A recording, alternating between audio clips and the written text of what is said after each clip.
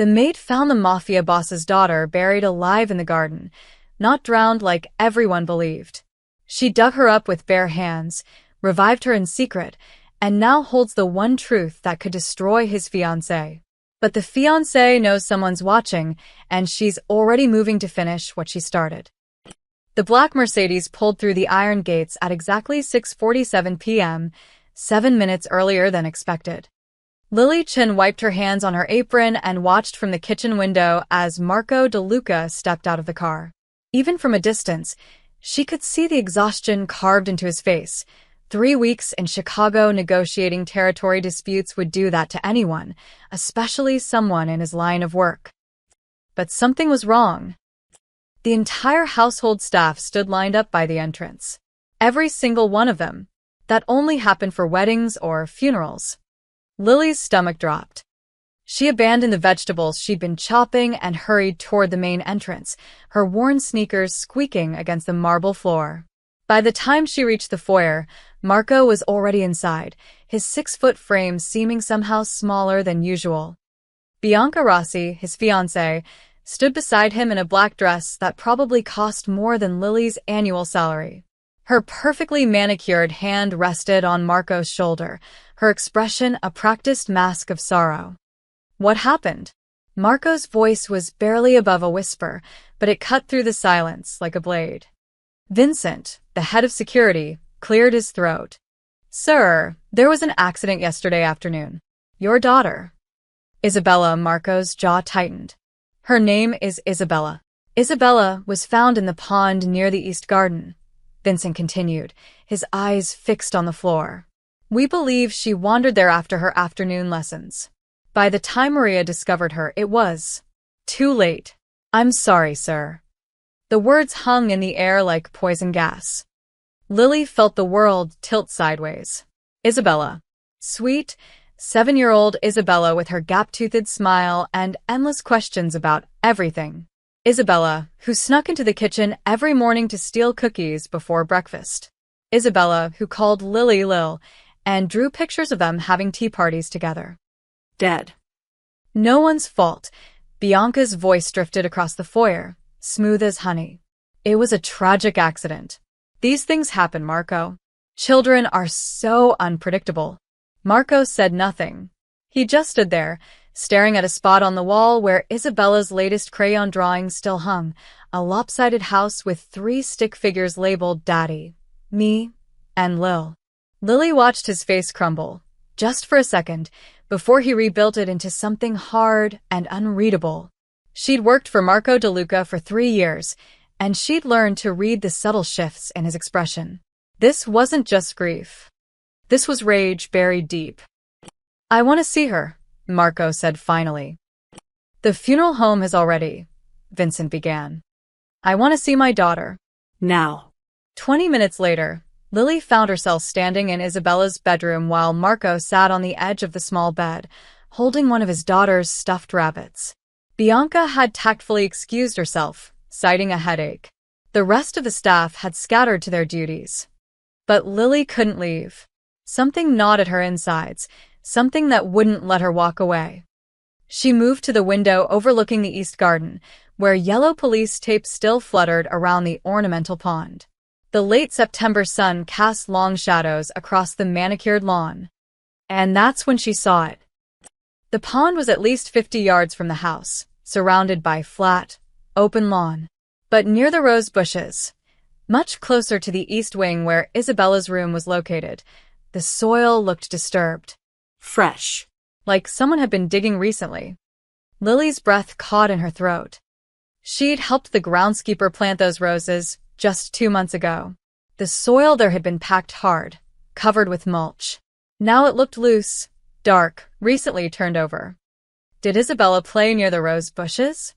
Lily heard herself ask. Marco looked up, his dark eyes bloodshot. What? The roses. By the east wing. Did she play there? Sometimes. She liked to pick them for her room, even though I told her to be careful of the thorns. His voice cracked. Why? Lily pressed her lips together. Because the disturbed soil is nowhere near the pond. Because if Isabella drowned, Why would anyone be digging by the roses? But she couldn't say that. Not yet. Not without proof. No reason, she whispered. I'm so sorry, Mr. DeLuca. He nodded slowly, turning the stuffed rabbit over in his hands. Thank you, Lily. You were good to her. She loved you. The words pierced her chest like a knife. After Marco left, Lily remained in Isabella's room, surrounded by evidence of a life cut short. Dolls arranged on shelves. Books stacked by the nightstand. A half-finished coloring page on the desk. And then Lily noticed something else that made her blood run cold. Isabella's red ribbon, the one she wore every single day, the one her late mother had given her before she died, was missing. Isabella never took it off. She wore it to bed, to meals, to her lessons. That ribbon was practically a part of her. Lily checked the bathroom, the closet under the bed. Nothing. Her hands trembling, she walked down the hall toward the guest wing where Bianca stayed. Marco's fiancée had moved into the estate 6 months ago, though they maintained separate rooms until the wedding.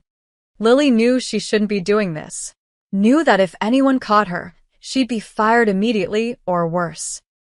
But Isabella's gap-toothed smile flashed in her mind, and her feet kept moving. Bianca's door was unlocked. Arrogant, Lily thought, or maybe just confident that no one would dare enter uninvited. The room was immaculate, filled with expensive perfume bottles and designer clothes hanging in neat rows. Lily moved quickly toward the vanity, her heart hammering against her ribs. The top drawer contained makeup, brushes, jewelry. The second drawer held scarves and accessories. The third drawer made Lily's knees go weak. There, tangled among Bianca's silk scarves, was Isabella's red ribbon. Torn. Covered in dirt. The same dark soil Lily had seen by the rose bushes. Lily grabbed the edge of the vanity to steady herself. Her mind raced, connecting dots she didn't want to connect. The disturbed soil. The missing ribbon. Bianca's too calm demeanor. The accident that happened the day before Marco returned. This wasn't an accident. This was murder. And suddenly, Lily realized something even more terrifying. If Bianca had killed Isabella, then Isabella's body wasn't in that pond at all. Which meant the funeral home had the wrong child. Which meant... A floorboard creaked behind her. Lily spun around, her heart stopping. Bianca stood in the doorway, still wearing that black dress, her expression unreadable. Looking for something, Lily? Lily's mouth went dry. Her hand instinctively moved behind her back, but it was too late. Bianca had already seen her standing at the vanity, the drawer still open. I was looking for aspirin, Lily stammered, her voice barely steady. Mr. DeLuca asked me to check if you had any. For his headache. Bianca's lips curved into a smile that didn't reach her eyes. She stepped into the room, closing the door behind her with a soft click that sounded like a gunshot in Lily's ears. Aspirin, Bianca repeated, her heels clicking against the hardwood floor as she moved closer. In my vanity drawer. How thoughtful of you to look there. I should go, Lily said quickly, trying to sidestep around her. Bianca's hand shot out, gripping Lily's wrist with surprising strength. You know, Lily, I've always admired your dedication to this household. The way you took care of Isabella, it was almost maternal. The past tense made Lily's stomach churn. She was a sweet girl, Lily whispered. Bianca agreed, her grip tightening. Such a tragic loss. But life moves forward, doesn't it? Marco will heal. We'll marry. And eventually, we'll have children of our own. Children who won't be poisoned by the memory of his first wife. Lily's blood ran cold. The casual cruelty in Bianca's voice was terrifying precisely because it was so controlled, so matter-of-fact. I really need to go, Lily said, pulling her wrist free. Bianca let her, but her eyes followed Lily to the door. Of course. Oh, and Lily? If you're looking for aspirin in the future, try the medicine cabinet. You'll have better luck there. The dismissal was clear, but the threat underneath it was clearer. Lily practically ran back to her small room in the servants' quarters, her heart pounding so hard she thought it might explode. She locked the door behind her and leaned against it, trying to catch her breath. Think, she told herself. Think clearly. She couldn't go to Marco with just suspicions. He was drowning in grief, and Bianca had her claws deep in him. He'd never believed that his elegant, sophisticated fiancée was capable of murder, not without proof. But Lily had seen that ribbon. She'd seen the soil on it. She'd seen the disturbed earth by the rose bushes. And she remembered something else now, something that had seemed insignificant at the time. 2 days ago, the day Isabella supposedly drowned, Lily had been in the laundry room sorting clothes. She'd found Bianca's favorite cream-colored shoes, the Italian leather ones she wore constantly, caked with dark soil. Not mud from rain. Dry, packed soil. The kind that came from digging. Lily's hands shook as she pulled out her phone. She couldn't call the police. Marco's connections ran deep, and any investigation would be quietly buried before it began.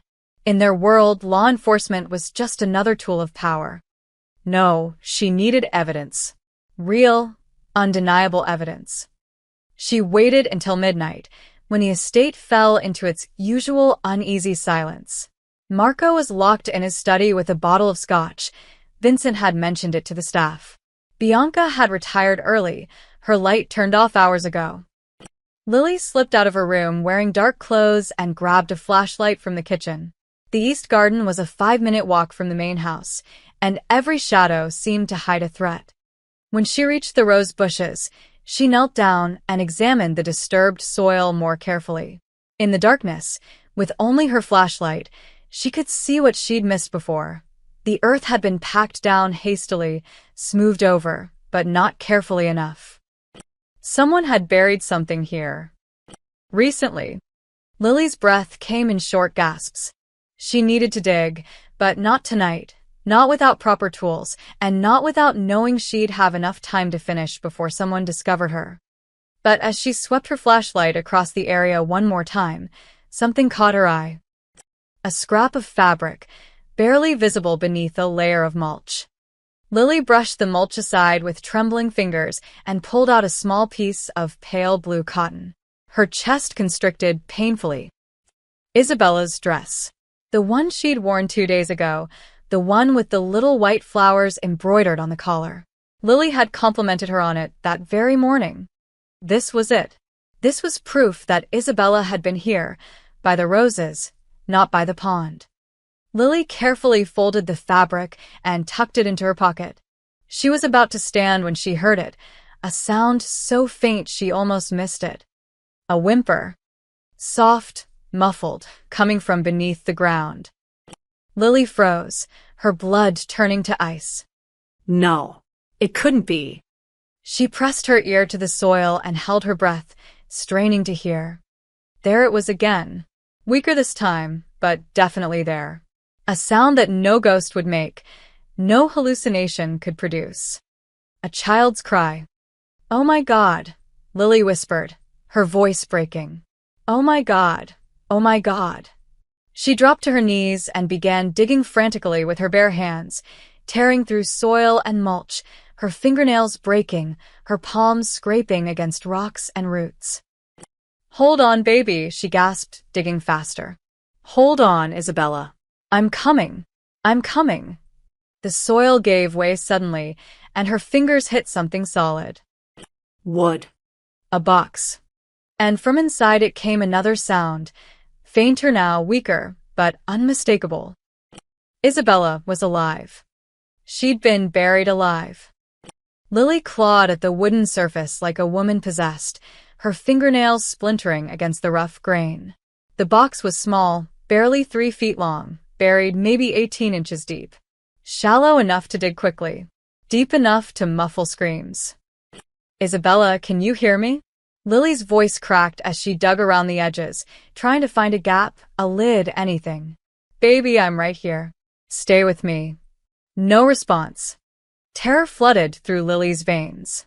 How long had Isabella been down there? 48 hours? More? How much air could possibly be left in such a confined space? Her fingers found the edge of a lid. Lily wedged her broken nails underneath and pulled with every ounce of strength she possessed. The wood groaned, but didn't budge. No, no, no. Lily looked around frantically for something, anything to use as leverage. Her flashlight beam caught a decorative garden stake a few feet away. She lunged for it, grabbed it, and jammed it under the lid. The wood splintered with a crack that sounded like a gunshot in the quiet night. Lily froze, her heart hammering, listening for footsteps, voices, any sign that someone had heard. The estate remained silent. She counted to 10, then went back to work, prying the lid up inch by agonizing inch. Finally, it gave way. The smell hit her first, stale air, urine, something sickly sweet that made her gag. Lily shoved the lid aside completely and shined her flashlight into the box. Isabella lay curled on her side, her pale blue dress filthy and torn. Her lips were cracked and bleeding. Her eyes were closed. She wasn't moving. No, Lily, breathe. No, please. She reached down and pressed 2 fingers against Isabella's neck, searching desperately for a pulse. For a terrible moment, she felt nothing. Then there. Faint, irregular, but there. Thank God, Lily sobbed. Thank God, thank God. She carefully lifted Isabella out of the makeshift coffin, shocked at how light the child felt. Isabella's head lolled against Lily's shoulder, and up close, Lily could hear the shallow, raspy breathing. Dehydrated, possibly in shock. Who knew what injuries she might have sustained? Lily's first instinct was to run straight to the main house, to Marco, to get Isabella to a hospital immediately. But her feet wouldn't move in that direction. Because if she did that, Bianca would know. And Bianca had already tried to kill Isabella once. What would stop her from finishing the job? Marco's grief had left him vulnerable, easily manipulated. Bianca could spin any story, say Isabella was confused, traumatized, making things up. Say that Lily had orchestrated the whole thing for attention, for money, for revenge over some imagined slight. No. Lily needed to be smarter than that. She looked down at Isabella's unconscious face and made a decision that would either save them both or destroy them. She ran. Lily's small bedroom in the servants' quarters was barely large enough for a twin bed and a dresser, but it had one crucial advantage. It was in the oldest part of the estate, away from the main house, with walls thick enough that sounds didn't carry. Most importantly, no one paid attention to what the staff did in their private spaces. Lily laid Isabella on the bed and locked the door. Her hands shook as she grabbed a water bottle from her nightstand and carefully tilted a few drops between Isabella's cracked lips. "Come on, sweetheart," she whispered. "Just a little. That's it." Isabella's throat worked automatically, swallowing. A good sign. Her eyelids fluttered, but didn't open. Lily soaked a washcloth in the small sink in the corner and began gently cleaning the dirt from Isabella's face and hands. The child's skin was cold and clammy. Her pulse remained weak. She needs a hospital, Lily thought desperately. She needs real medical care. But taking Isabella to a hospital meant questions, reports, records. And Bianca's family had connections everywhere, the police, the hospitals, the courts. Even if Lily told the truth, who would believe a maid over a powerful Mafia princess? Lily pulled a blanket over Isabella and sat on the edge of the bed, her mind racing through impossible options. She couldn't keep Isabella hidden here forever. The child needed food, water, medicine. She needed. Isabella's eyes opened. Just a crack, unfocused and glassy, but open. Lil. The word came out as barely a whisper, broken and hoarse. Lily's eyes filled with tears. "I'm here, baby. I'm right here." Scared, Isabella breathed. Dark. Couldn't breathe. "I know, sweetheart.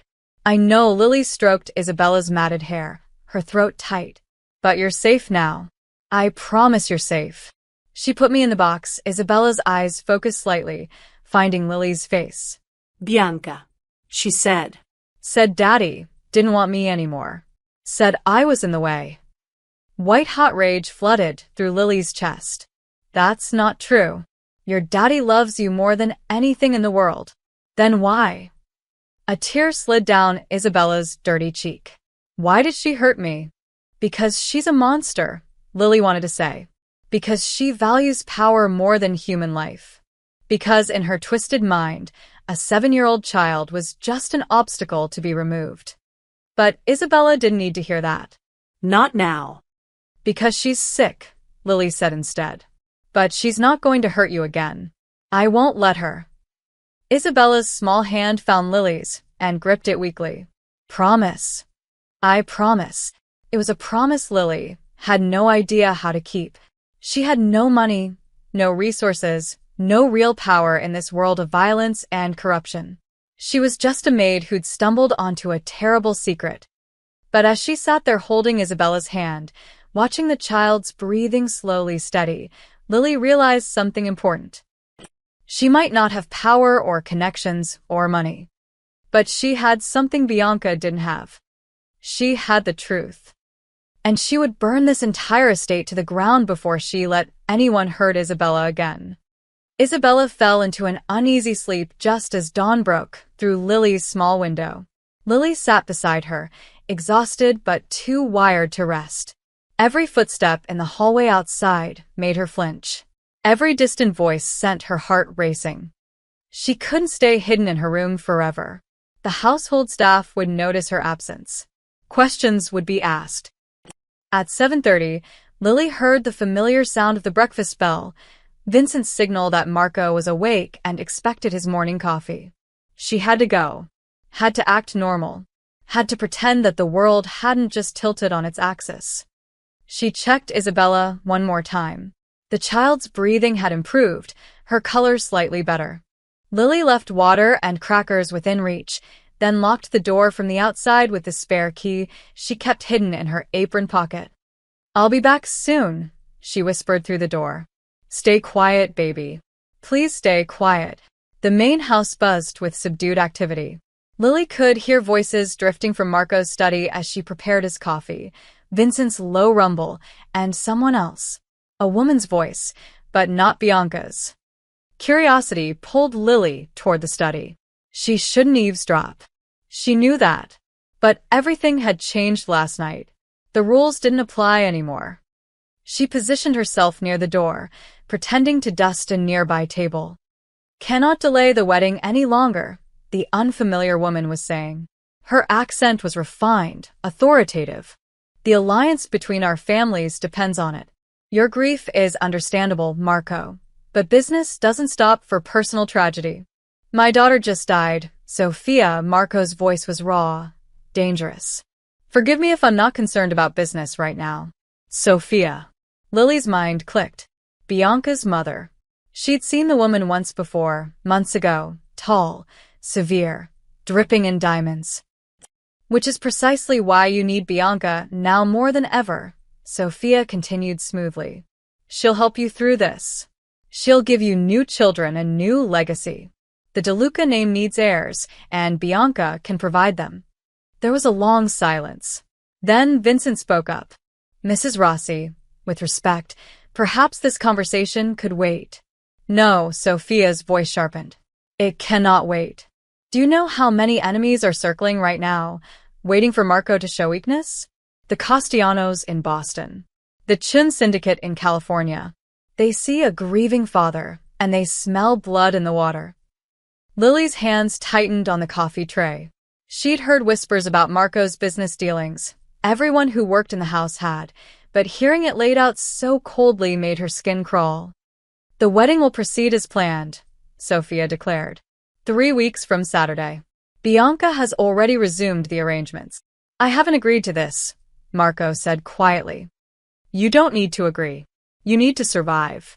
And survival requires alliance.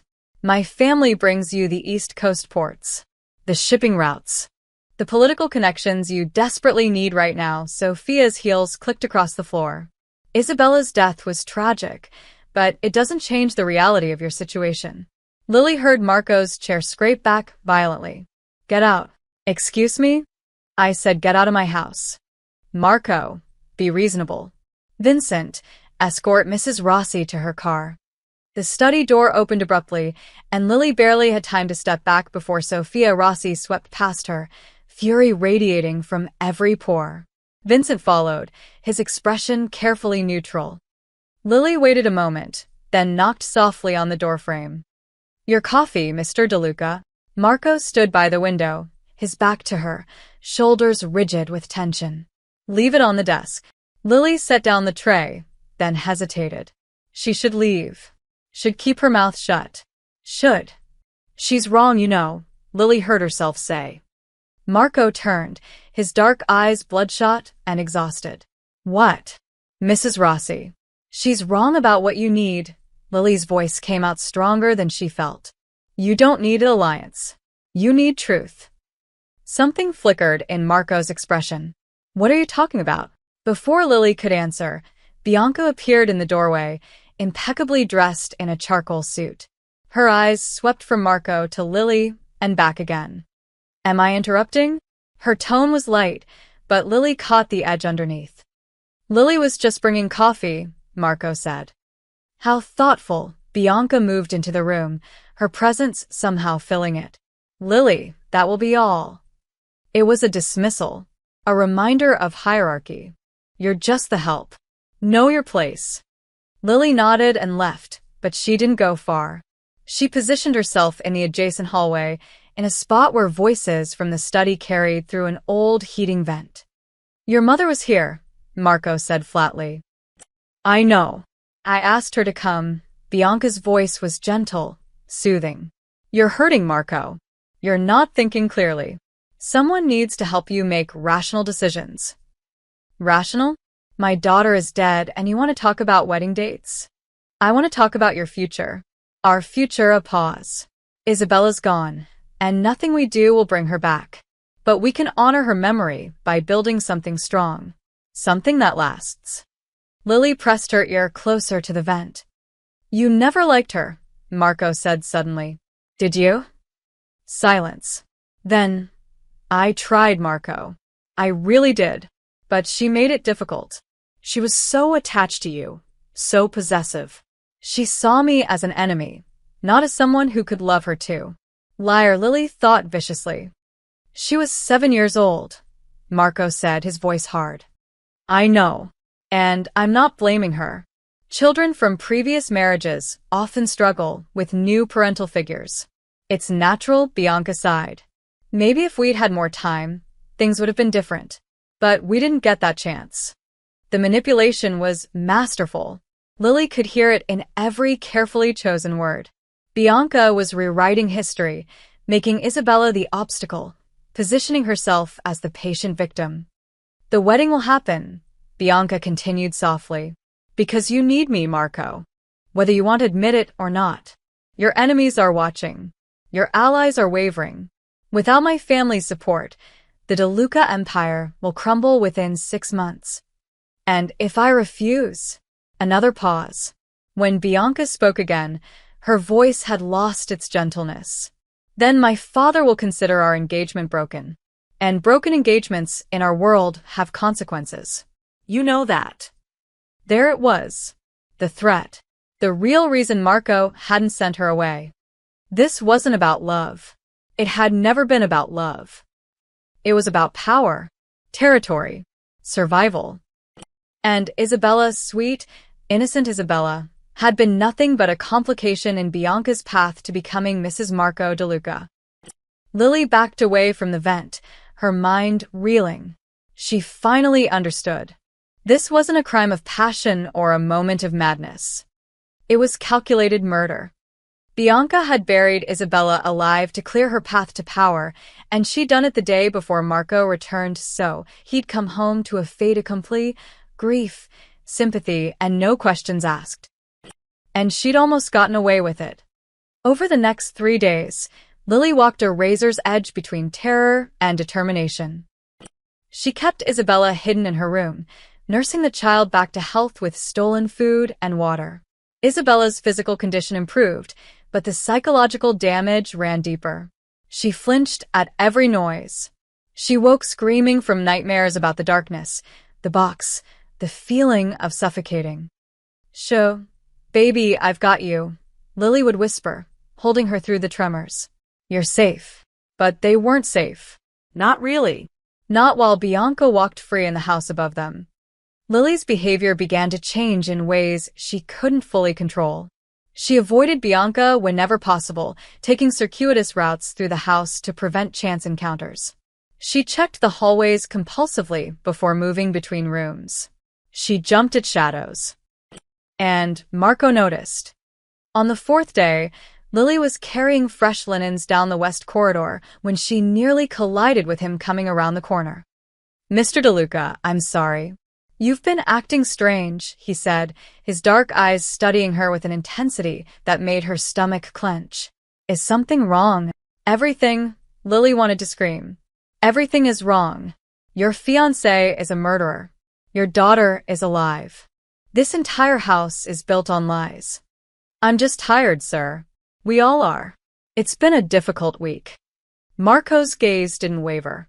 "You keep looking over your shoulder, like you're afraid someone's following you, because someone might be," Lily thought. Bianca's eyes had been tracking her movements with increasing suspicion. Twice, Lily had caught her standing outside the servants' quarters listening. "Alla fine," Lily insisted. "Just jumpy. Vincent mentioned you haven't been eating at staff meals. You're taking food to your room instead." Lily's pulse quickened. She forced herself to meet his eyes, to keep her voice steady. "I prefer privacy right now. The other staff keep wanting to talk about what happened." "I can't." She let her voice break authentically. "I can't keep reliving it." Something in Marco's expression softened. "I understand. Isabella cared about you. Losing her." "Excuse me," Lily interrupted, unable to bear the conversation any longer. "I need to finish the linens." She brushed past him, her heart hammering. That was too close. Much too close. But Marco's scrutiny only intensified after that. Lily felt his eyes on her during meals, in the hallways, whenever they occupied the same space. He was watching her with the same calculating attention he probably used on business rivals, looking for tells, for weaknesses, for lies. And then Bianca made her move. Lily was walking past the morning room when she heard Bianca's voice, pitched just loud enough to carry. "Worried about her, that's all. She's been acting so erratically." "Who?" Marco's voice, cautious. "Lily." Your maid, a delicate pause. "Marco, I hate to say this, but I think she might be unstable." Lily froze in the hallway, her blood turning to ice. "What are you talking about?" Marco asked. "Haven't you noticed? The way she looks at you? The way she monopolized Isabella's attention? I think she's developed some kind of fixation." "On you." "On this family." "That's ridiculous." "Is it?" Bianca's voice dripped with concern. "Think about it. She's alone, no family, working in a house full of wealth and power that she'll never have. That kind of proximity can create dangerous fantasies. And now, with Isabella gone, those fantasies might be intensifying." Lily's hands clenched into fists. The audacity of it. Bianca, the actual murderer, trying to paint Lily as the unstable one. "I've caught her in places she shouldn't be," Bianca continued. "Near my room. Near your study. She sneaks around constantly. And the food hoarding? That's a classic sign of psychological distress." "You think Lily is dangerous?" Marco's tone was skeptical, but not dismissive. "I think grief makes people do irrational things. And I think someone who's already emotionally unbalanced could become unpredictable." A soft sigh. "I'm not saying she'd hurt anyone intentionally, but we should be careful. Perhaps it would be better to let her go. Give her a generous severance, help her find another position elsewhere." "No," Marco's voice was firm. "She stays." Silence. Lily could picture Bianca's carefully masked frustration. "Of course," Bianca said smoothly. "I just want you to be safe. To be aware. I appreciate your concern, but I can handle my own staff." After that conversation, the dynamic in the house shifted into something darker.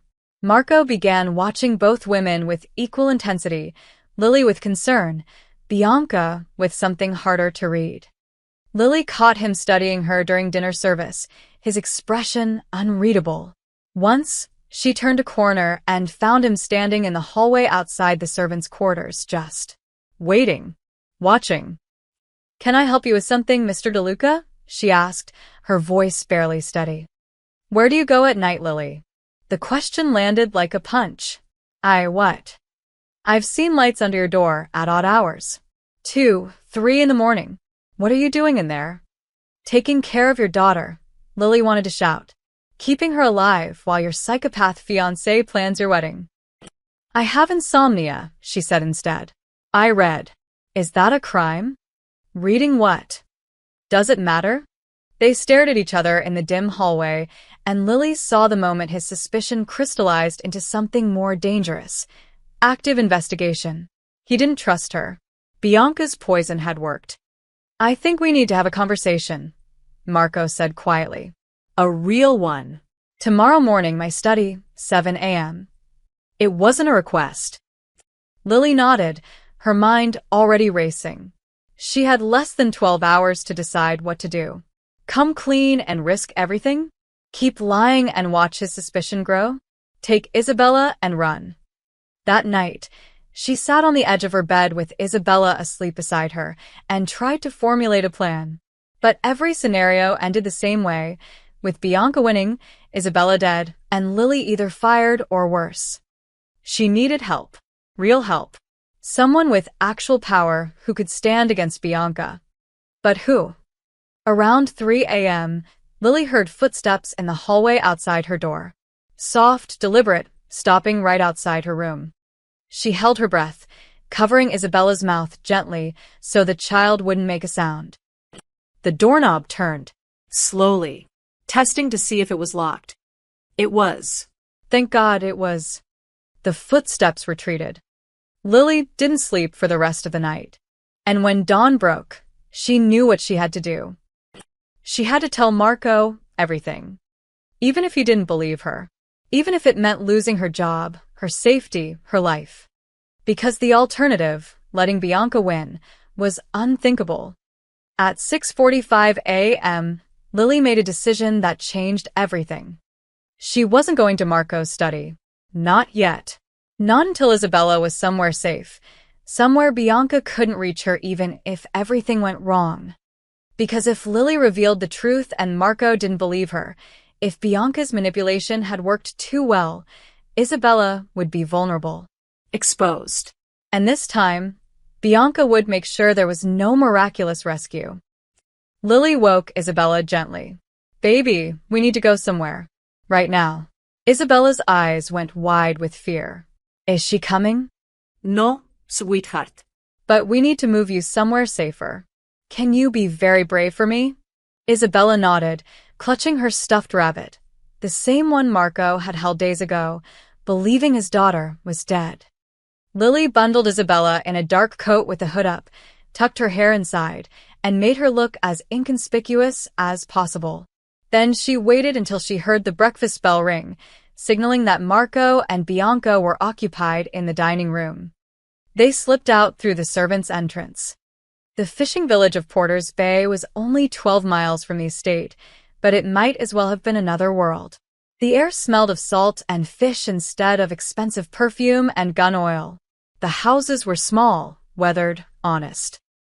Lily had grown up here before her parents died, before she needed work and found it at the DeLuca estate. She still knew these streets, still knew the people who'd watched her grow up. And she knew Margaretchen. Margaret lived in a blue cottage at the end of Harbor Street, her garden overflowing with herbs and vegetables. She'd been the village midwife for 40 years before retiring, and she'd delivered Lily herself, 32 years ago. More importantly, Margaret owed Lily a debt. 3 years ago, Lily had discovered Margaret's grandson stealing from the estate's wine cellar, expensive bottles worth thousands of dollars. Instead of reporting it to Vincent, Lily had confronted the boy privately, scared him straight, and replaced the bottles with her own money, paying it off in painful installments over 6 months. She'd never told anyone, had never asked for anything in return. Until now. Margaret answered the door in her bathrobe, her gray hair in curlers. Her eyes widened when she saw Lily, then dropped to the small figure hiding behind her. Lily Chen. What on earth? I need your help, Lily said quietly. Please. Can we come in? 5 minutes later, they sat in Margaret's tiny kitchen, steam rising from 3 mugs of tea. Isabella huddled in Lily's lap, silent and watchful. This is the DeLuca girl, Margaret said, her voice carefully neutral. The one who supposedly drowned. She didn't drown. She was buried alive. Lily's voice shook despite her best efforts. By Marco DeLuca's fiancée. I dug her up 3 nights ago. Margaret's weathered face went pale. Jesus, Mary, and Joseph. I need somewhere safe to keep her while I gather evidence. Somewhere Bianca can't find her. Somewhere off everyone's radar. And you came to me. You're the only person I trust who doesn't work for the DeLucas or the Rossis. Lily met Margaret's eyes. I know what I'm asking. I know it's dangerous. But Margaret, if I don't protect her, she'll die. And this time, she'll stay dead. Margaret studied Isabella for a long moment. The child stared back with those haunted eyes, still clutching her rabbit. How long? Margaret asked finally. I don't know. Days, maybe. A week at most. Lily's throat tightened. I need to find proof that Bianca did this. Physical evidence Marco can't ignore or explain away. Once I have that. Once you have that, you'll start a war. Margaret's expression was grim. The Rossis won't take this lying down. Neither will their allies. I know. People will die, Lily. Maybe you included. I know that too. Margaret sighed deeply, then reached across the table and took Lily's hand. Your mother would be proud of you. Stupid, reckless, and suicidal, but proud. Relief flooded through Lily's chest. Thank you. Thank you so much. Don't thank me yet. We need rules. Margaret's grip tightened. That child doesn't go outside. Not once. The windows stay curtained. If anyone asks, I'm caring for my great-niece from Pittsburgh. You understand? Lily nodded. And you, Margaret pointed a stern finger. You be careful. The Rossis have eyes everywhere. One wrong move, and they'll know something's off. I will. Margaret turned to Isabella. What's your name, sweetheart? Isabella, her voice was barely a whisper. Well, Isabella, you're going to stay with me for a little while. I've got books and puzzles, and I make excellent cookies. Does that sound okay? Isabella looked up at Lily, her eyes pleading. You'll come back. Every single day, Lily promised, hugging her tight. I swear it. Leaving Isabella at the cottage was one of the hardest things Lily had ever done. The child clung to her, crying, and Lily had to gently pry her fingers loose. Be brave, baby. Just a little longer. The drive back to the estate felt like driving toward her own execution. She'd missed the 7 a.m. meeting with Marco. By now, he'd be furious, suspicious, maybe already listening to whatever lies Bianca was spinning. But Lily had no choice. She had to see this through. When she pulled through the estate gates at 8:47 a.m., Vincent was waiting by the entrance. His expression told her everything she needed to know. Mr. DeLuca wants to see you. Now. I know. I'm sorry, He's not alone. Vincent's voice dropped lower. Miss Rossi is with him. And Lily? Whatever you're mixed up in, be smart. These people don't forgive mistakes. Lily's hands trembled as she followed Vincent through the marble hallways. The morning sun streamed through the windows, making everything look deceptively peaceful. Outside Marco's study, she paused and took a deep breath. This was it. The moment she'd been dreading and preparing for. She knocked. Come in. Lily opened the door. Marco sat behind his desk, his expression carved from stone. Bianca stood by the window, perfectly composed in a cream dress, her lips curved in a small, knowing smile. And on the desk between them sat something that made Lily's blood run cold. Isabella's torn red ribbon. The one that had been in Bianca's drawer. The one that proved everything. Sit down, Lily, Marco said quietly. We need to talk about where you've been. And what you've been hiding. Lily's mind raced. How did the ribbon get on Marco's desk? She'd seen it in Bianca's drawer 4 days ago, but she hadn't taken it. She'd been too scared, too focused on getting out before Bianca caught her. Which meant Bianca had put it there herself. But why? Sit, Marco repeated, his voice harder this time. Lily sank into the chair across from his desk, her eyes fixed on the ribbon. The torn fabric was covered in dried soil, evidence of a crime. But in whose hands would it be proof, and in whose would it be a weapon? Do you know what this is? Marco asked. It's Isabella's ribbon, Lily whispered. The one her mother gave her. I found it in your room, Bianca said from the window, her voice dripping with false sympathy. This morning while you were, wherever you were. I was concerned about you, Lily. You'd missed your meeting with Marco, and I thought perhaps you were ill. So I checked on you. Liar. She'd planted it. She must have taken it from her own drawer and put it in Lily's room while Lily was at Margaret's cottage. That's not possible, Lily said, trying to keep her voice steady. I didn't have. It was in your nightstand drawer, Bianca interrupted smoothly. Wrapped in tissue paper. Hidden away like some kind of trophy. The word hung in the air like poison. Marco's jaw tightened. Why would you have Isabella's ribbon, Lily? I didn't. Lily looked from him to Bianca and back again, seeing the trap closing around her. I didn't put it there. She did. She's lying.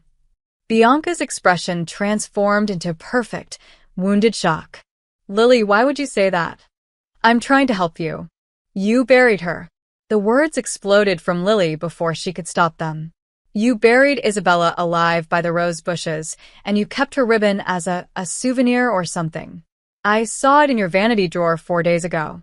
Silence filled the study like water filling a drowning man's lungs. Marco stood slowly. What did you just say? Isabella didn't drown, Lily said, her voice shaking but determined.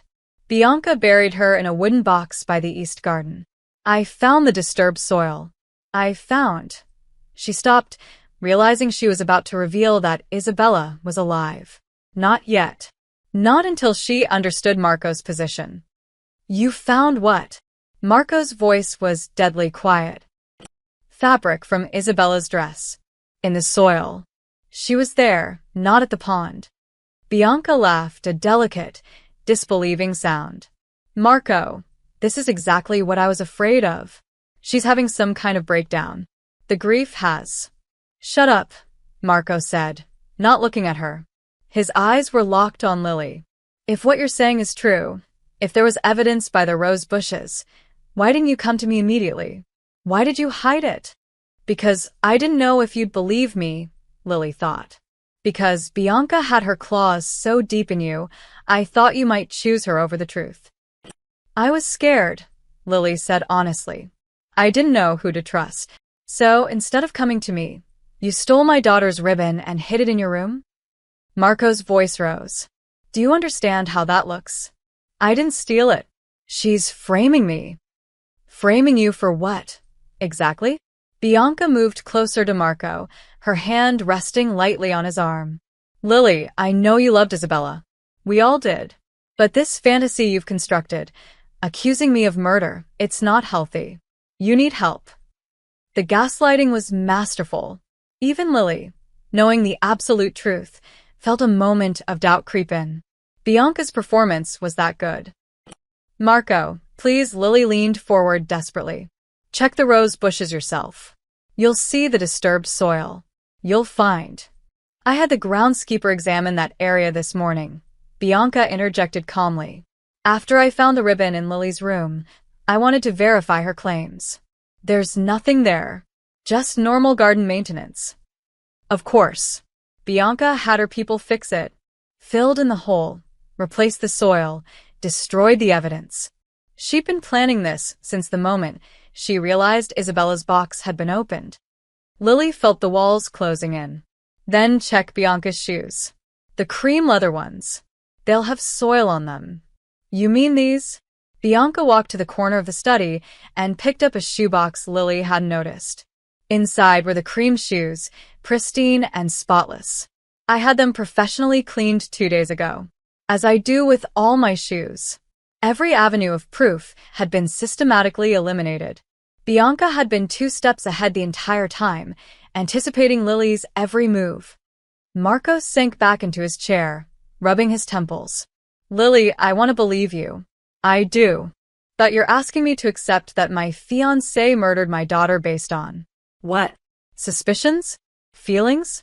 A ribbon that was found in your possession? I'm telling you the truth, Lily insisted, hearing the desperation in her own voice and hating it. Then where were you this morning? Marco's eyes hardened. You missed our meeting. Vincent says you left the estate. Where did you go? Lily's mouth went dry. She couldn't tell him about Margaret's cottage. Couldn't reveal Isabella's location. Not with Bianca in the room. I needed air. I went for a drive. Where? Just around. To clear my head. You're lying, Marco's voice was flat, final. You're lying to me right now, and you expect me to believe you about everything else. Marco, I think we should call Dr. Patterson, Bianca said gently. Have him evaluate Lily. Make sure she's not a danger to herself or others. No. Lily stood abruptly. I'm not crazy, and I'm not lying. Then prove it, Marco snapped. Give me one piece of real evidence. Something concrete. Anything.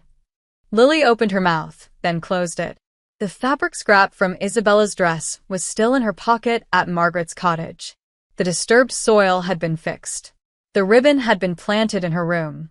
Every piece of evidence had been destroyed or turned against her. She had nothing but her word against Bianca's. And Marco's expression told her that her word wasn't enough. I need you to take a few days off, Marco said finally. Paid leave. Stay away from the estate while we sort this out. You're firing me. I'm giving you space. For everyone's safety. Including yours, his eyes said. Because I don't know if I believe you, and if you're wrong, you've just accused the daughter of the most powerful Mafia family on the East Coast of murder. Lily looked at Bianca and saw the triumph in her eyes, carefully masked but unmistakable. She'd won. At least for now. I'll go, Lily said quietly. But Mr. DeLuca? When the truth comes out, and it will, remember this moment. Remember that I tried to warn you. She walked out of the study with her head high, even though inside, she was screaming. Lily drove straight back to Margaret's cottage, her hands shaking so badly she almost ran a red light. Everything was falling apart. She'd been kicked out of the estate, lost access to Marco, and Bianca was now free to operate without anyone watching her. But at least Isabella was safe. For now. Margaret met her at the door, her expression grim. What happened? Bianca set me up. Planted evidence. Made Marco think I'm unstable. Lily collapsed onto the couch, exhaustion finally catching up with her. I have no proof, no credibility, nothing. What about the child? She's the only proof that matters. But I can't just parade her in front of Marco, with Bianca there. Bianca would. Lily's voice trailed off. She'd find a way to finish what she started. Isabella emerged from the bedroom, still in the oversized shirt Margaret had given her. Lil? What's wrong? Lily forced a smile. Nothing, baby. Everything's fine. But it wasn't fine. And 3 days later, it got worse. Margaret shook Lily awake at 2 a.m. Someone's watching the house. Lily bolted upright. What? Black SUV. Parked down the street. Been there for an hour. They're not even trying to hide. Lily's blood turned to ice. She crept to the window and peered through the curtains. Sure enough, a black Escalade sat 3 houses down, engine running, windows tinted. Bianca had found them. We need to move, Lily said urgently. Now. Get Isabella dressed. Where will you go? Lily's mind raced through options. Hotels were too public. Friends were too risky. She needed somewhere off the grid, somewhere Bianca's network couldn't reach. Marco's secondary estate in the mountains. It was insane. The man had just kicked her out, and she was planning to break into his private property. But it was also perfect. Isolated, rarely used, and the last place anyone would look for them. More importantly, Marco was the only person with enough power to actually stop Bianca. She just needed to get Isabella to him, without Bianca intercepting them first. "Margaret, I need your car," Lily said. "They'll be tracking mine." 10 minutes later, Lily pulled out of Margaret's garage in a rusted Ford pickup that looked like it had survived multiple wars. Isabella lay hidden under blankets in the back seat. In the rearview mirror, Lily watched the black SUV pull out to follow. But Lily had grown up in these streets. She knew every alley, every shortcut, every dead end.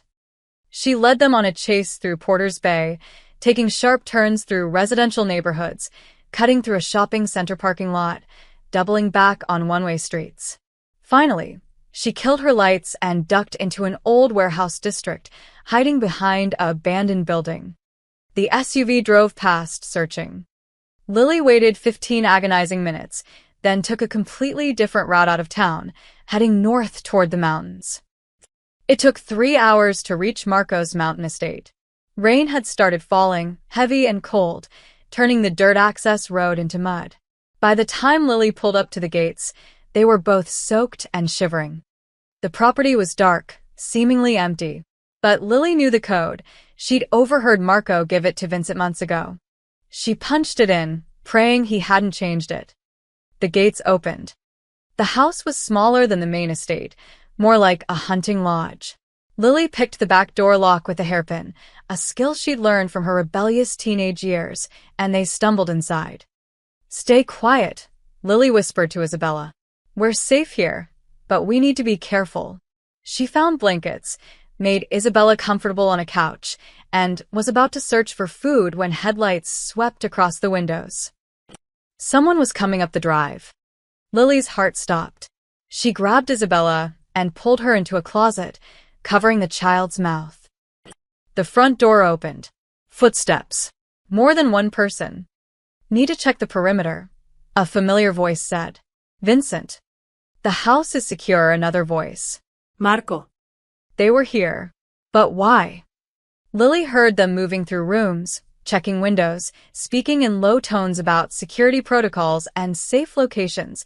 It sounded like they were planning to stay. Isabella squirmed in Lily's arms. The child was exhausted, scared, and Lily knew they couldn't hide in a closet for long. She had to make a choice: stay hidden and hope they weren't discovered, or reveal themselves and pray Marco would listen this time. The decision was made for her when Isabella suddenly sneezed.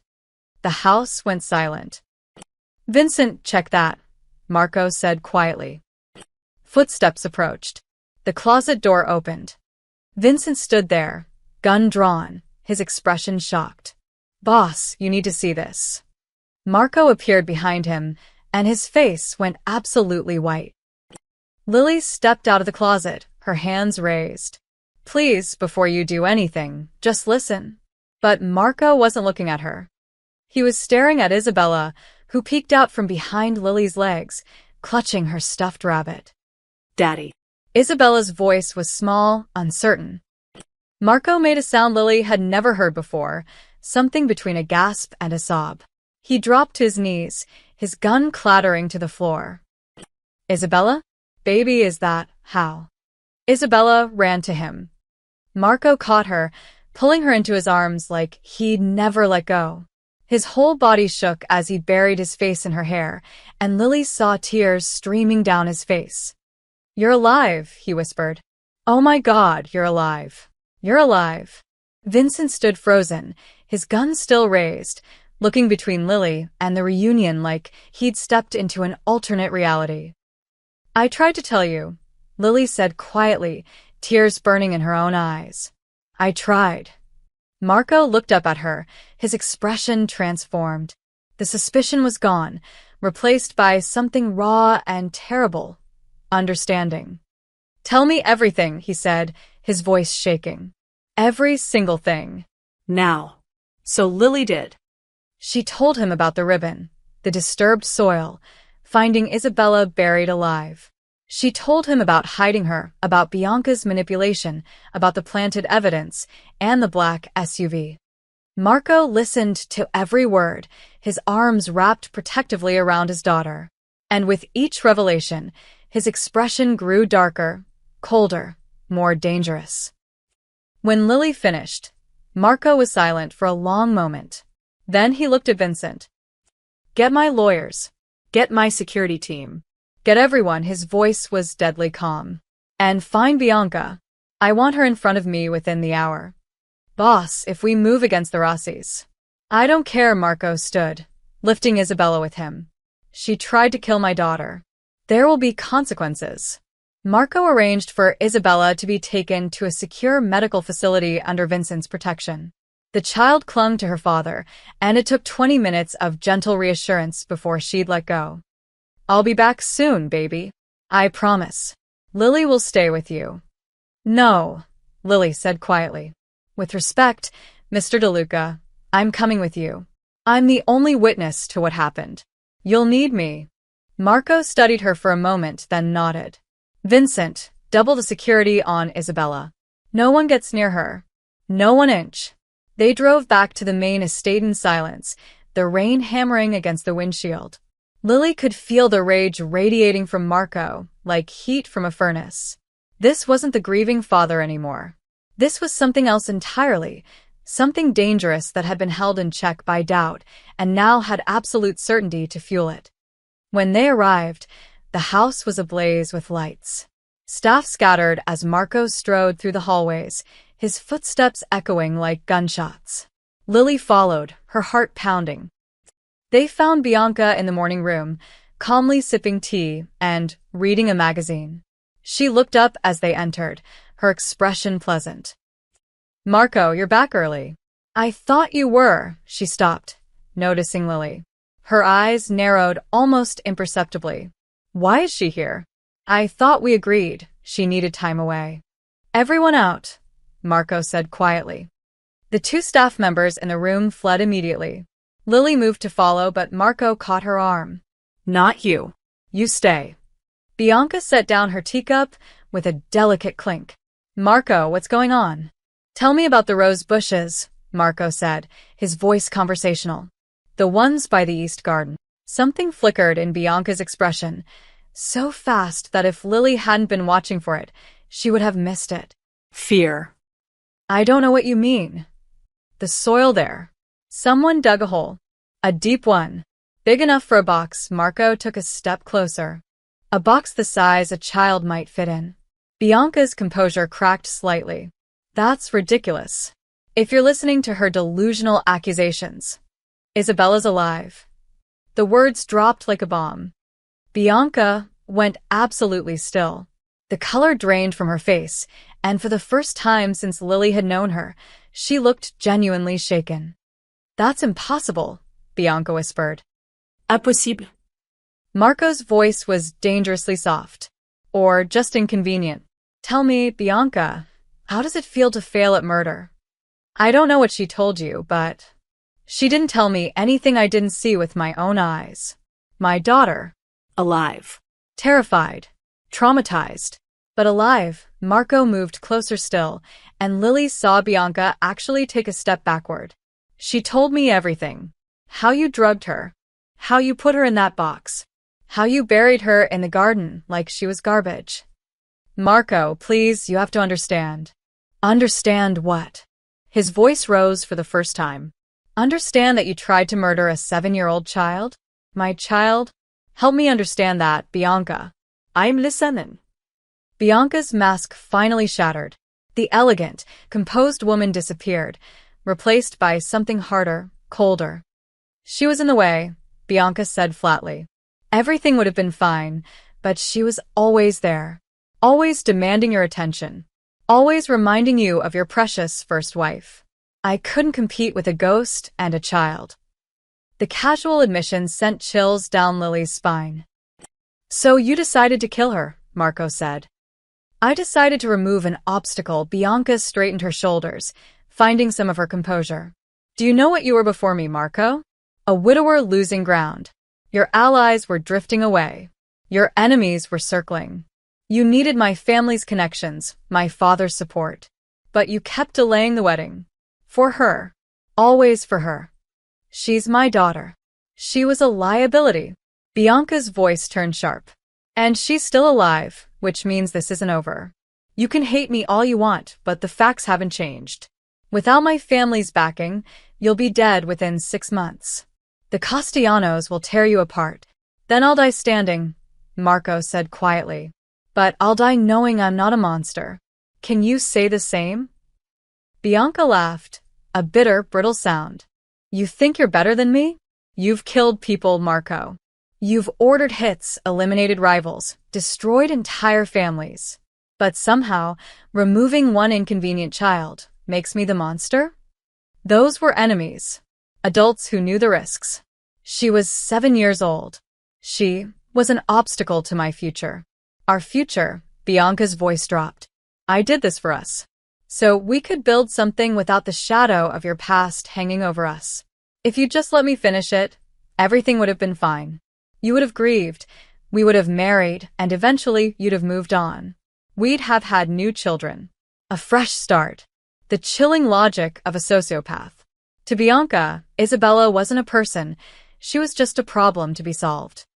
Marco stood silent for a long moment, and when he spoke, his voice was empty of emotion. The engagement is over. Pack your things. You have 1 hour. You're making a mistake, Bianca's eyes hardened. My father won't accept this insult. Do you understand what you're starting? A war, Marco said simply. I'm starting a war. And I'll burn your entire family to the ground before I let you walk away unpunished. Then you're a fool, Bianca grabbed her purse, her hands shaking with rage. You're choosing that child over survival.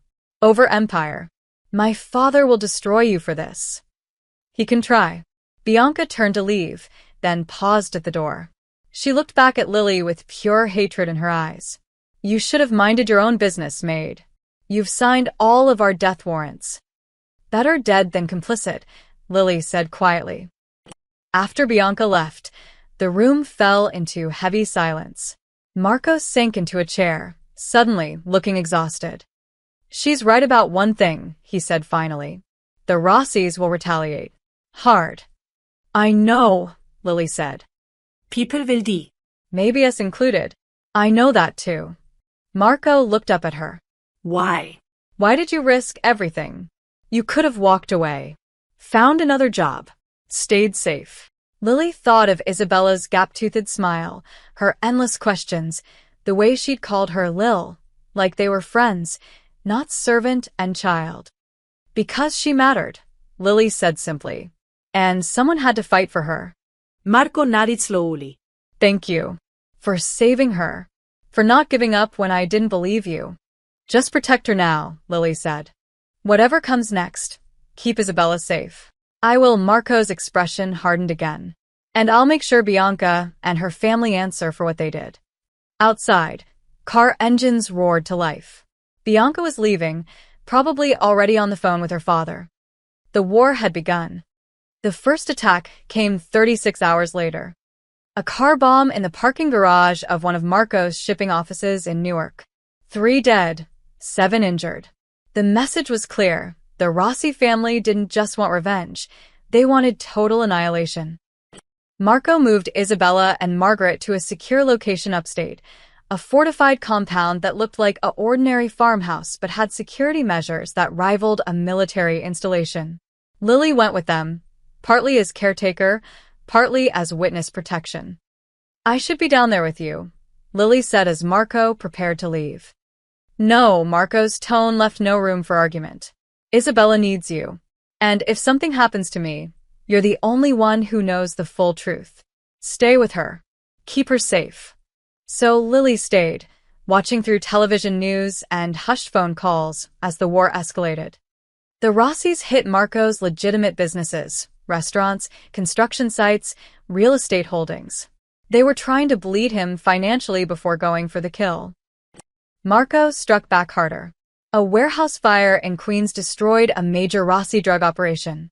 2 of Dante Rossi's top lieutenants disappeared and were found days later, sending a message of their own. The violence spiraled.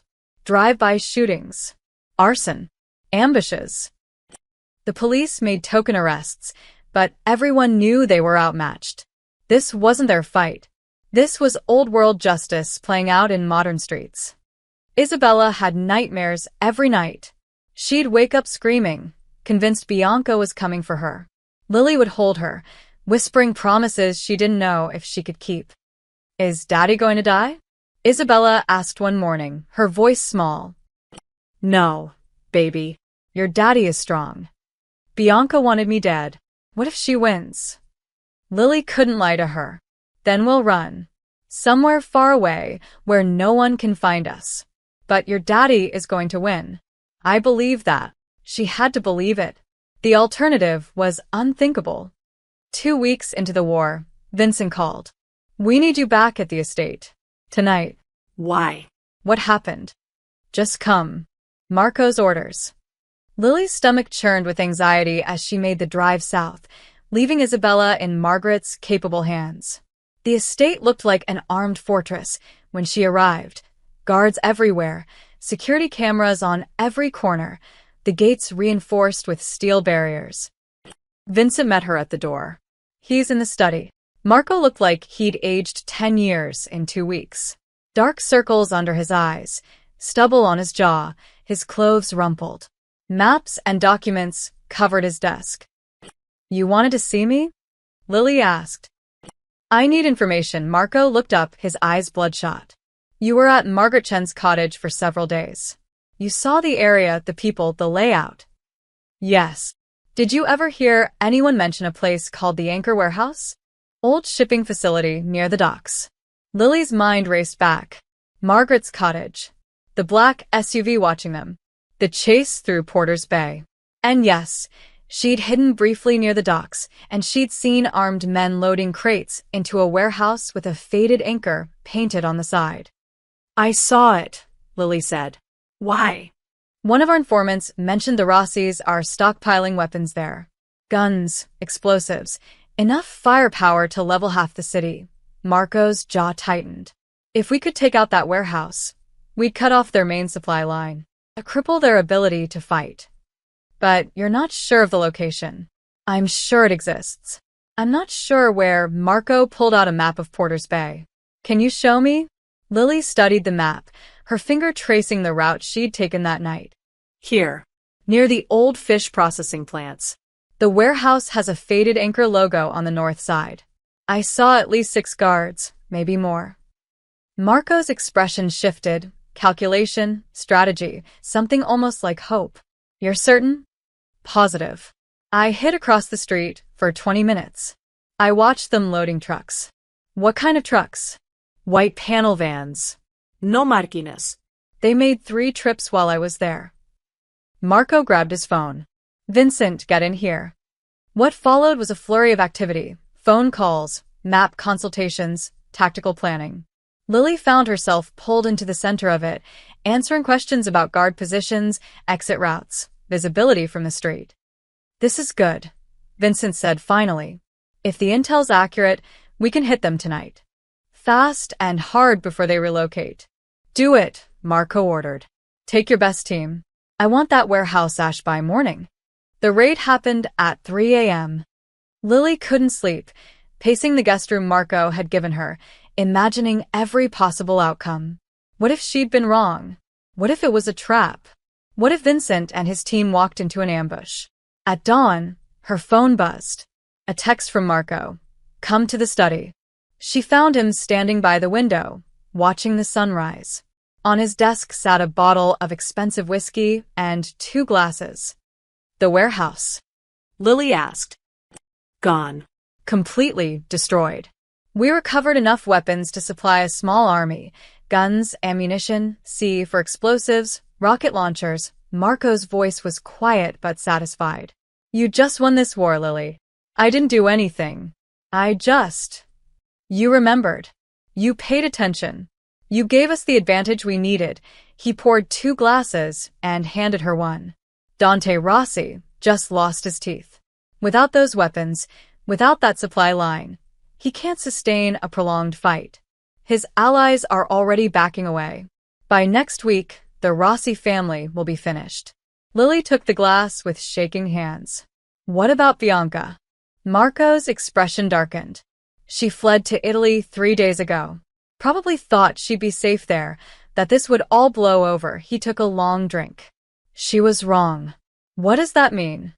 It means I have people in Italy too. It means nowhere is safe for someone who tried to kill my daughter. His eyes were cold, final. She'll answer for what she did. One way or another. The war wasn't over, not completely. There would be more violence, more retaliation, more blood before the dust settled. But the tide had turned. And somehow, impossibly, Lily had been the one to turn it. Over the next week, the Rossi empire crumbled like a house of cards. Without their weapons cache, they couldn't defend their territory. Marco's forces swept through their operations systematically, shutting down drug pipelines, seizing properties, flipping loyal soldiers who suddenly saw which way the wind was blowing. Dante Rossi, once one of the most feared men on the East Coast, found himself isolated and powerless. His allies abandoned him. His political connections dried up. The man who'd threatened to destroy Marco within 6 months couldn't protect his own holdings. Lily watched it unfold from the upstate compound, where she stayed with Isabella and Margaret. The news reported it as gang violence declining and major arrests in organized crime. But Lily knew the truth. Marco was methodically dismantling everything the Rossis had built.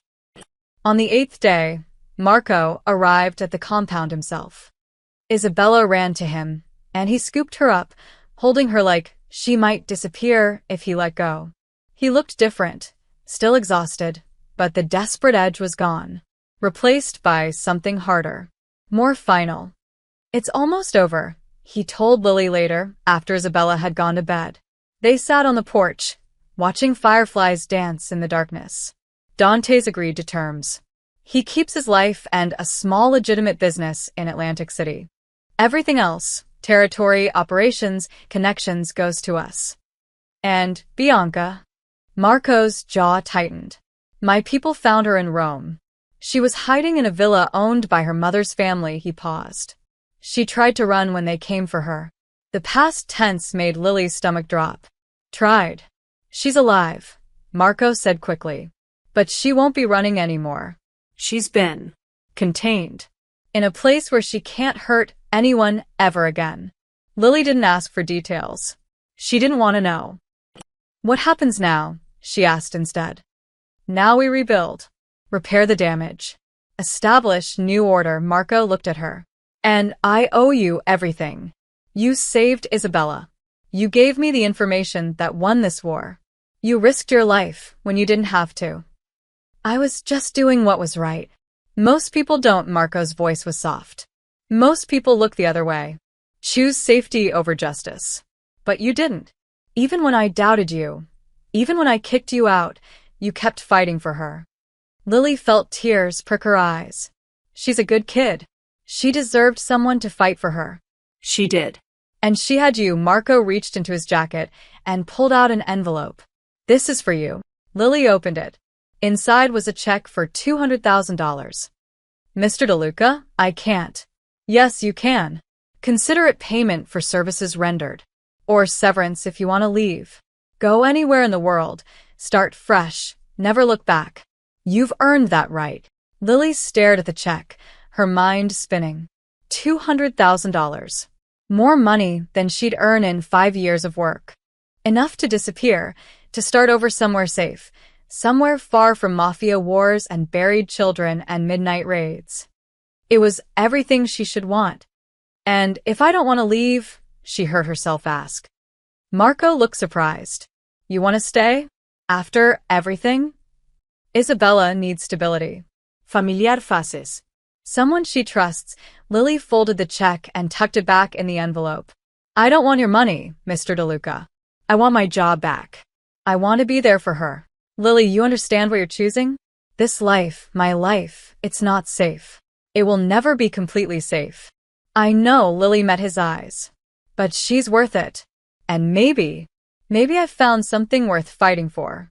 Marco studied her for a long moment, something shifting in his expression. House manager, he said finally. What? You're not a maid anymore. You're house manager. You'll oversee the entire staff, have complete authority over household operations, and serve as Isabella's primary guardian when I'm away on business, he paused. You'll also have living quarters in the main house, not the servants' wing. Your own space. Your own privacy. Mr. DeLuca, that's too much. It's not nearly enough. But it's a start. Marco extended his hand. Do we have a deal? Lily shook his hand, feeling the calluses that came from years of violence, but also the strength that had protected Isabella when it mattered most. We have a deal. The next morning, Lily woke to find Isabella sitting on the edge of her bed, holding her stuffed rabbit. Lil?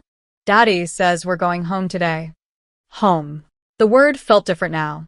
Not just a place where Lily worked, but a place where she belonged. That's right, baby. We're going home. Will you really be there? Every day. Every single day, Lily promised. I'm not going anywhere. Isabella launched herself into Lily's arms, hugging her tight. I was scared you'd leave. That Bianca would come back and you wouldn't be there to save me again. Bianca's gone. She can't hurt you anymore, Lily stroked Isabella's hair. And I'll always be here. Always. I promise. As they packed to leave the compound, Lily caught Marco watching them, his daughter and the woman who'd saved her, with an expression she couldn't quite read. Gratitude, yes. But something else too. Something that made her heart skip in a way that had nothing to do with fear. Whatever came next, whatever new threats emerged, whatever challenges they faced, they would face them together. Not as employer and employee. Not as boss and subordinate. But as something more. Something that didn't have a name yet, but felt like the beginning of family. The kind of family built not on blood, but on loyalty, trust, and the willingness to fight for each other when the darkness came. And in their world, the darkness always came eventually. But for now, driving back toward the estate with Isabella chattering happily in the back seat and Marco occasionally catching her eye in the rearview mirror, Lily allowed herself to feel something she hadn't felt in years. Hope. 3 months passed in relative peace. The Rossi family faded into obscurity. Dante retreated to his small Atlantic City operation, a broken man ruling over scraps. The territory wars ended. The violence stopped. Marco's empire stabilized and grew stronger than before. Life at the estate found a new rhythm. Lily settled into her role as house manager, earning the respect of the staff through competence and fairness. She decorated her new quarters in the main house, a suite with its own sitting room and a view of the east garden, where the rose bushes bloomed again, hiding no secrets beneath their roots. Isabella thrived. The nightmares became less frequent. Her laughter returned. She started second grade at a private school with armed security that looked like regular staff. Every afternoon, she'd run into the kitchen where Lily was reviewing menus or managing schedules, demanding cookies and attention in equal measure. Marco watched it all with an expression that shifted every time he looked at Lily, gratitude deepening into something warmer, more complicated. He found excuses to seek her out, asked her opinion on matters that had nothing to do with household management, lingered in doorways when she was reading to Isabella before bed. Their conversations stretched longer, ventured into personal territory. You never talk about your life before here, Marco said one evening. They were in his study, reviewing security protocols for an upcoming business trip. Not much to tell, Lily said. Small-town girl, dead parents, no family. The estate became my life. That's lonely. Was lonely, Lily corrected, meeting his eyes. Past tense. The air between them crackled with something unspoken. But before anything could develop, the past came roaring back. It was a Tuesday morning when Vincent burst into the breakfast room, his face grim. Boss, we have a problem. Bianca escaped. The words dropped like a bomb. Marco was on his feet instantly. How? The facility in Sicily was hit last night. Professional job. 6 guards dead. Bianca's gone. Lily's blood ran cold. She looked at Isabella, who'd gone pale, her spoon frozen halfway to her mouth. "Lock down the estate," Marco ordered. "Triple security on all entry points. And get Isabella." "I want Lily," Isabella whispered, her voice shaking. "Please, Daddy. I want Lily." Marco nodded. "Vincent, take them to the panic room." Now. The panic room was in the basement. Reinforced steel walls, separate ventilation. Enough supplies to last a week. Vincent ushered them inside, his expression apologetic. "Just a precaution. She probably ran to South America or Asia. No way she'd be stupid enough to come here." But as the heavy door sealed shut, Lily wondered. Bianca had tried to bury a child alive.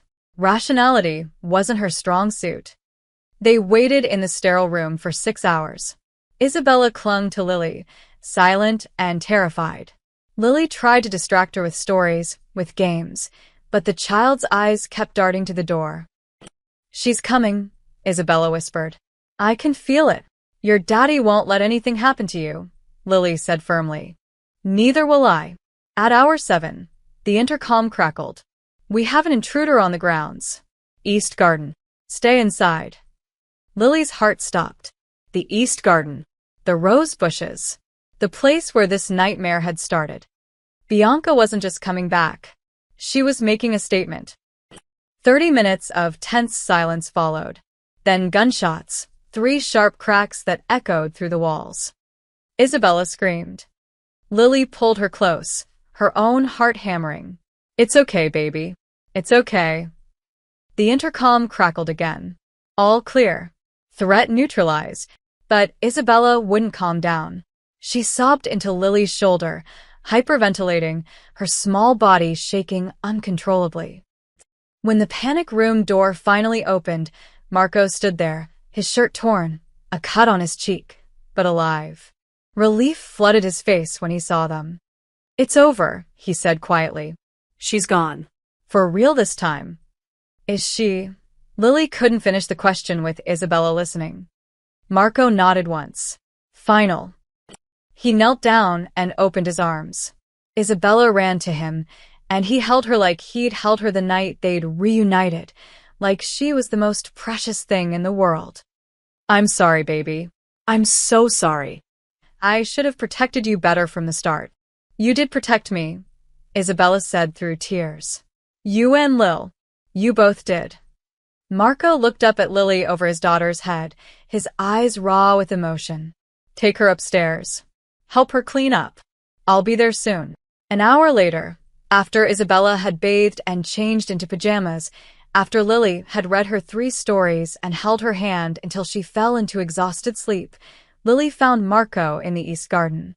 He stood by the rose bushes, staring down at the soil that had once hidden his daughter's temporary grave. "I'm having them removed," he said without turning. "The roses. This whole section. I can't look at it anymore without seeing." "No," Lily walked over to stand beside him. "Keep them. Let them be a reminder that Isabella survived. That evil didn't win." Marco was quiet for a moment. Then, "I've been thinking about what you said. About finding something worth fighting for." "Yeah, I think I found it too." He turned to face her, vulnerability written across his usually guarded features. "You and Isabella. You're what matters. Not territory, not power, not empire. Just. You 2-inch. Lily's breath caught. "Marco. I know it's complicated. I know my life is dangerous. But you've already proven you can handle dangerous. You walked into hell for my daughter. You saved her when I failed," his voice roughened. "And somewhere along the way, you saved me too. I was just doing what was right." "No." "You were being extraordinary," he reached out, his hand cupping her cheek. "And I'm tired of pretending I don't see it." He kissed her, gentle, tentative, asking rather than taking. Lily kissed him back, tasting possibility and hope and the promise of something new built on the ashes of something terrible. When they pulled apart, Marco rested his forehead against hers. "No pressure. We can take this slow. But I need you to know, you're not just the house manager. You're family. You're—" "I know," Lily whispered. I feel it too. 6 months later, on a warm spring morning, Lily stood in the East Garden with Isabella. The roses bloomed brilliant red, and new flowers had been planted around them. Daisies, tulips, bright symbols of life. Isabella placed a small painted rock at the base of the rose bushes, a memorial marker she'd made herself with Lily's help. It read simply, "I survived." "Do you still have nightmares?" Lily asked. "Sometimes. But less now." Isabella slipped her hand into Lily's. "Because I know you're there. And Daddy. And even Vincent and Margaret. I'm not alone anymore." "No, baby. You're not alone." Marco appeared from the house, carrying a tray of lemonade. He'd been spending more time at home lately, delegating more, choosing presence over power. He caught Lily's eye and smiled. The real smile he saved for private moments, the one that transformed his face from dangerous to devastatingly handsome. "Come on," he called. "Lunch is ready." "And Lil," Margaret called. "She's coming by later with those cookies Isabella likes." As they walked back toward the house, Isabella skipping ahead, Marco's hand finding Lily's, Lily looked back one last time at the rose bushes. The place where a child had been buried alive. The place where evil had tried to win. But evil hadn't won. Love had. Courage had. The simple, stubborn refusal to let darkness have the final word. And now those roses stood as a testament not to what had almost been lost, but to what had been found. Family, forged not in blood but in fire. In sacrifice. In the willingness to fight for each other when the world tried to tear them apart. The nightmares would fade. The scars would heal. And life, messy, complicated, beautiful life, would continue. Not perfect. Never perfect in their world. But real. And worth fighting for. Always worth fighting for. The end.